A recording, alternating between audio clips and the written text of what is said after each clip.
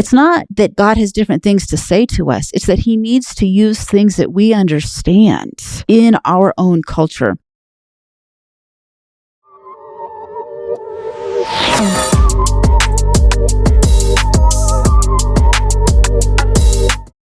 Well, all right, you guys, we've come to our final episode.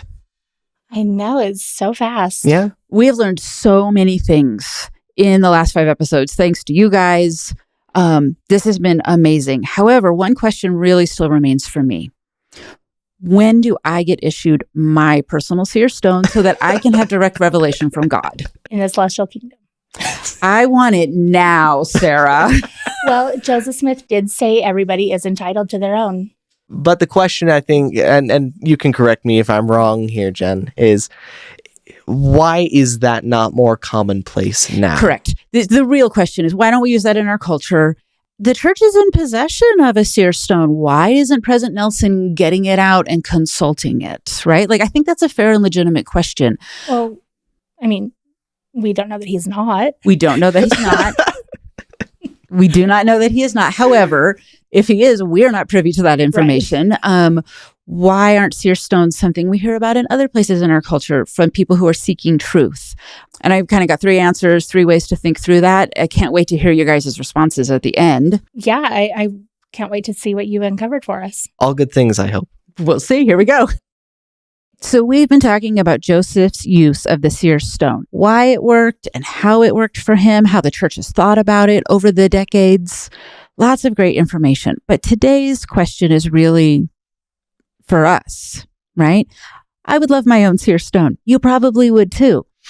Why don't we have them? Why don't they work for us? Why isn't the church using a seer stone that they have right now? So we're going to talk through all of that. In order to answer today's question, we really have to look at some figures in church history, though. History always helps us out.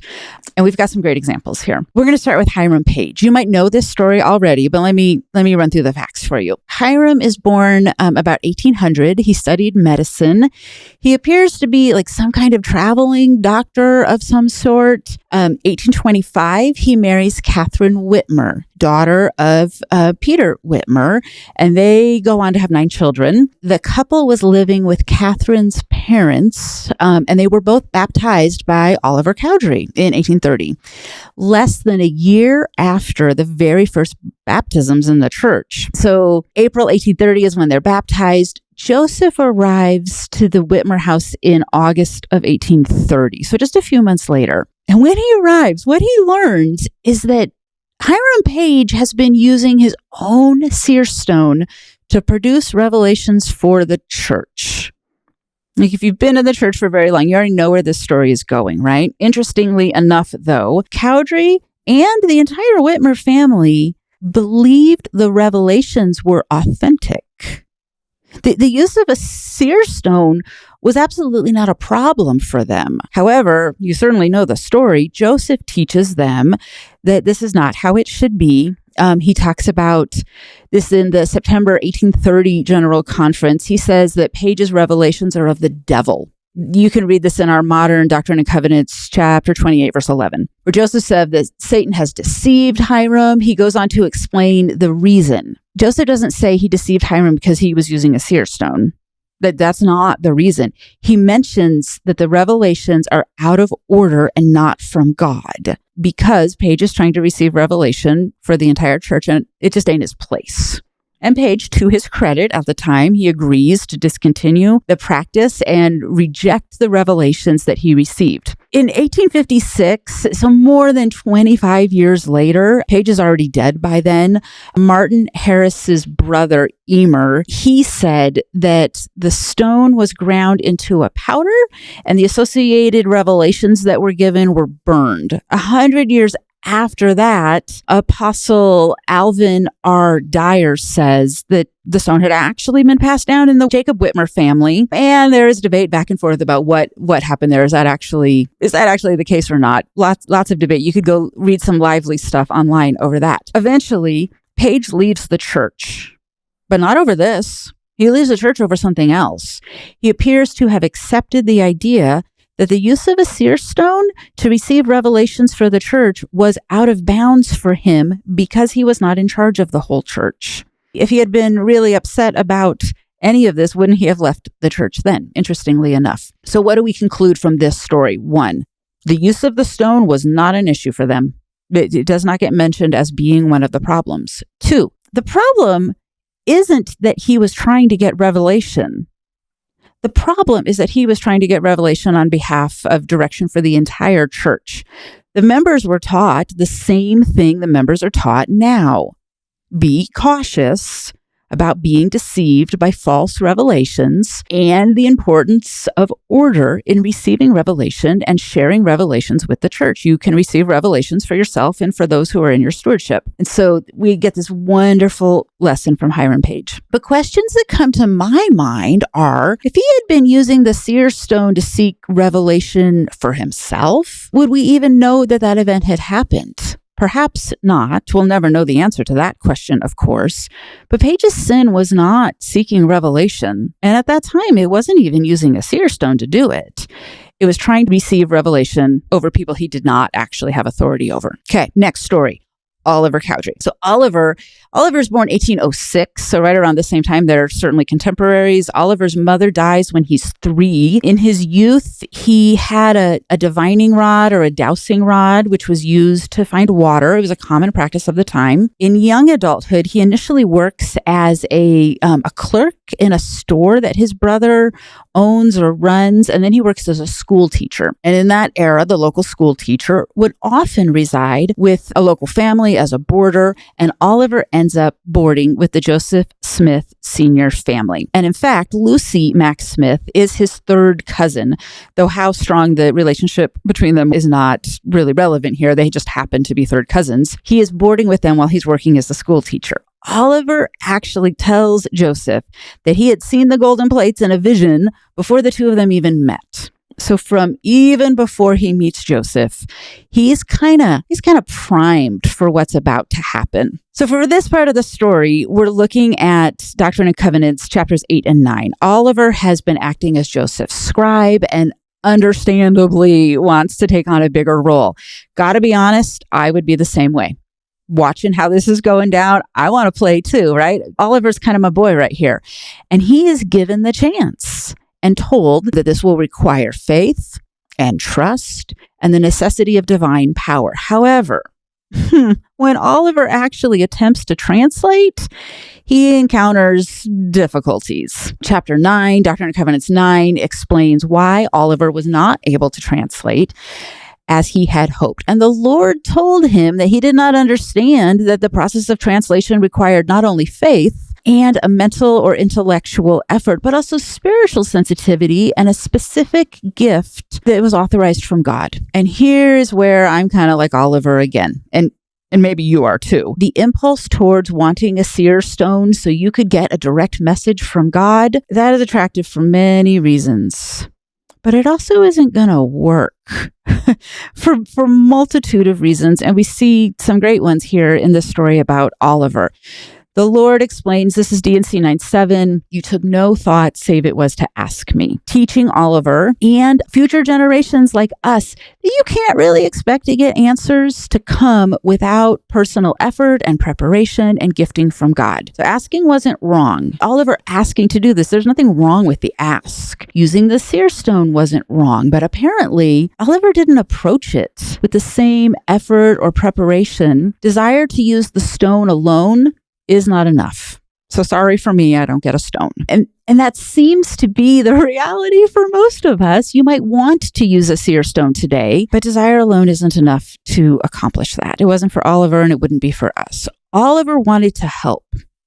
It didn't really work out quite the way he wanted, but he does end up giving us some help here. We got D&C 9 because of his experience, where we are instructed on how to receive revelation. Some of the most important instruction that we receive, we get because Oliver went through this experience. So yeah, he didn't translate. still long dead and still teaching us. So Oliver is able to teach us, just not in the way that he thought. And let me bring up another way in which that is true. I think you'll find this fascinating. Dr. Stephen Smoot, BYU professor and researcher, he has recently been talking about how Oliver Cowdery and his family attended the Congregational Church in Vermont while its minister was the Reverend Ethan Smith. You might know this. Ethan Smith is the author of the book called View of the Hebrews. It's an 1823 book. It talks about Native Americans and their Hebrew origin. And sometimes it gets argued that Cowdery's knowledge of View of the Hebrews significantly contributes to the final version of the Book of Mormon. That's the accusation that gets made. Dr. Smoot helps us out here, he gave me permission to quote this. He says, I located a Vermont newspaper from 1880 that was doing a column of biographies on famous Vermonters. It gives biographies of both Ethan Smith, pastor who wrote View of the Hebrews, and Joseph Smith at the same time. But it never occurs to the newspaper reporter to connect the two. The author even mentions View of the Hebrews as one of Ethan Smith's publications, and then goes on to explain the origins of the Book of Mormon in an entirely different way, that he does not connect them to View of the Hebrews. And in fact, Smoot goes on to say, View of the Hebrews just wasn't on anyone's radar as a potential source of plagiarism for the Book of Mormon until into the 1900s. That's the earliest we can find something that comes up that says someone trying to make a connection between those two. And it's not like the book was obscure. This more from Dr. Smoot. It enjoyed national publicity. I've located booksellers ranging from Connecticut to Pennsylvania to North Carolina advertising it for sale, and newspapers all up and down the East Coast running reviews and responses to it. The fact that no contemporary critics of the Book of Mormon, and there were plenty, make the argument for dependence is rather significant. In fact, no one even tries to make this connection until 1902, when both Ethan Smith and Oliver had been dead for 50 years. So in a sense, isn't it funny? Here's Oliver helping us out again. A modern criticism that sometimes comes up for the Book of Mormon, Oliver's pre-connection into the congregation of the pastor who wrote the book that is now currently sometimes being accused as the source of plagiarism for the Book of Mormon. Oliver from the grave is kind of pointing out and saying, nope, this isn't it. If you've ever been worried about that connection in the Book of Mormon, Oliver, he didn't get to translate, but he is helping you out here. We modern people continue to receive help with our faith due to him. So you might not get a seer stone, but you might get to help somebody else's faith grow and help them understand God more, just like Oliver did. Okay, last story. And this is not a story from the history of our church. It's a story from the history of the broader Christian church. I'm going to tell you a missionary story about an evangelical couple, and I think you'll enjoy this one. So we've talked all through this series about how a seer stone was seen not as some weird thing in their culture, even though it is in ours. And people seem to accept the idea that a stone could be used in this way. God certainly stands outside of culture. God isn't bound by culture. Of course, we know that. But he does communicate with his children in the context of their culture. And seer stones are not in our culture. So the question to ask is, why would God all of a sudden use something entirely out of our culture to communicate with us? So let me tell you a story to illustrate this. Don and Carol Richardson. They're a Christian missionary couple. They're from Canada. They're working as missionaries in the 1960s. And they were serving among like a cannibalistic tribe in Western New Guinea or Irian Jaya. Don is a skilled translator, and his job is to learn the language of those people and translate the Bible into their language, something that they can understand. His wife, Carol, was a nurse, and she worked toward the physical health of this tribe. They had not had any exposure to Western medicine, and so she was there to provide some nursing skills to them, which the tribe appeared to enjoy greatly. But the tribe is very different from the culture the Richardsons come from, 1960s Canadian culture. And this tribe really, really honored treachery as an ideal. They befriended people in other villages, sometimes just with the intent of later betraying them, killing them, and sometimes eating them. So Don is there to try and teach these people about Jesus Christ after learning their language. And the very first thing he wants to tell them is the story of the crucifixion and the resurrection. Like, that's his first gospel lesson with them. And of course, as the story goes, he includes details about Judas and how Judas betrays Jesus. And to Don's horror, it goes incredibly wrong. You and I hear the story about Judas and understand that Judas is the bad guy in that story. But this tribe, who values treachery above everything else, they hear that story and think that Judas is the hero and that Jesus was just some laughing stock because he got betrayed and killed.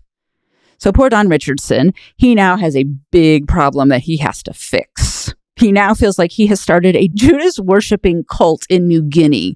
He has to find a way to help the people understand that Jesus was laying down his life, and that makes him the hero, not the sucker.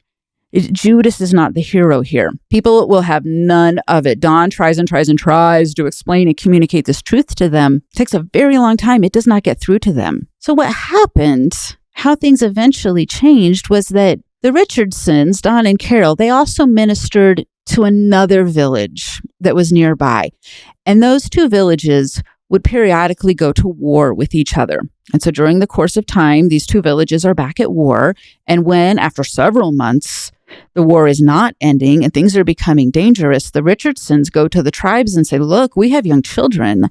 We are not going to stay here with our young children if war continues. The tribes had really come to appreciate the Richardsons, especially Carol, the nurse, her care of them. They didn't want them to leave. So when the Richardsons threatened to leave, the tribes took it very seriously. And so as soon as they say that, they say to the Richardsons, oh, we know what to do. We know how to make peace here. Don and Carol, shocked. They wondered how such a peace could even be possible because of the estrangement and their love of treachery and trickery and betrayal and just the long history of that between these two villages. And as the Richardsons learn, the tribes had a custom that the best way to stop a war between them was that an infant from each tribe would be exchanged with the other. And they had a phrase for it. They called the infant the peace child. All of this is documented in Don's biography, which is called Peace Child. It's a fascinating book. Do recommend you read that. So through a process, an infant is identified in each village, and the father takes that child to the other village and gives it to them. That village is now going to raise that child, and that village gives them an infant. The Richardsons, of course, are aghast. They are terrified about this situation and feared for the safety of those babies. These are cannibals, after all. And the Richardsons feared, oh no, this is only going to make our entire situation here worse. But the tribe explains to them that the children will be in no danger because knowing that one of their own is now embedded into the opposite village will force everyone into stopping the war and embracing peace. One of ours is now one of theirs. And that child will grow up and help that village understand us better. And their child will grow up with us, and we will learn to understand them better. And we will all be able to reconcile through the act of giving this peace child. And suddenly Don knows exactly how he needs to teach the people. If, for this culture, an innocent infant who is incapable of treachery is able to negotiate peace, then perhaps they could see Jesus Christ in a similar way. He was given to another tribe, us humans, so that peace could exist between humans and God. We could find our way back to God. And Don starts to teach them with this metaphor, and the people get it instantly. All of a sudden, they know exactly what he's on about. Many of them turn to Christianity, and in fact, there's a strong tradition of Christianity in that very tribal area to this day, because Don was able to figure this metaphor out. But you can see how the practice of exchanging infants wouldn't necessarily explain the gospel in every culture, certainly not in our culture. If we were at war with another country and someone suggested, let's have a lottery where we will nominate an infant to be given to our sworn enemy that we are at war with, it wouldn't make people's minds automatically click to, oh, that's a metaphor for the Savior. The concept of peace child, exchanging an infant with another group we are at war with, that does not exist in our culture. It would make zero sense to us. It wouldn't go anywhere. It just would not work. So we're set up differently with different beliefs. That's what we mean by culture. It's not that God has different things to say to us. It's that he needs to use things that we understand in our own culture. The way in which God communicated truth to that warring and cannibalistic tribe makes no sense to us, but it was accepted by them. God worked within their culture, not outside of it. I suggest that this might be one of the biggest reasons seer stones don't work for us today. The concept just doesn't exist in our culture. And why would God use something so far out of our culture to help us understand him when really it would probably confuse us more? God has given us ways to understand what he wants us to do. He's given us prophets. He's given us modern day scriptures. He's given us olden day scriptures. God has communicated with us aplenty in ways that we understand. We understand how to crack open a book and read it. We understand how to listen to a talk that a prophet gives. That's what's embedded in our culture. And that's why currently God talks to us in that way. Okay, so one of the reasons that I tell that story about the peace child is to make the point that God speaks to people differently in different cultures so that they can understand, and that using a seer stone is not in our culture. If God started doing that, it would be so hard for our culture to, it's already hard to hear from God. It's already hard to discern what the Spirit is going to say. He's not throwing in things outside of our culture to confuse us further. What did you guys think of that? I guess my initial thought is I kind of view this in a similar way that I view just how people listen to the Spirit in general, where a lot of people, they talk about the Spirit of being more of a feeling. And while I've certainly had spiritual experiences that are like that, a lot of the time I feel like the Spirit, when he's talking to me, he's talking up here. And he focuses a lot more about reason, and there are lots of different ways we can feel the Spirit. And in the same way that we feel the Spirit in different ways, God can interact with people in different ways to help accomplish his purposes. And that's where my brain goes. I love that. Beautiful. Like almost the distinction of like the culture of how you work versus the culture of how maybe Sarah works. Yeah. Although he speaks to Sarah's brain, I'm pretty sure. Yeah. Direct line. I wouldn't say that, but no, usually when I get answers to prayers, it is through thoughts or inspiration or just sudden ideas. And I mean, I do certainly have very spiritual experiences, but that is not the usual way that he answers my prayers. Yeah. So God speaks to people in individual ways. He speaks to cultures in individual ways. And seer stones are not in our culture.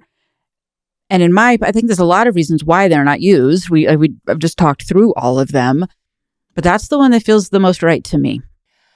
Yeah, I think you're probably onto something there. When is Jen not onto something? Many times. All right. Well, this has been great fun, you guys. I know. I can't wait for the next topic.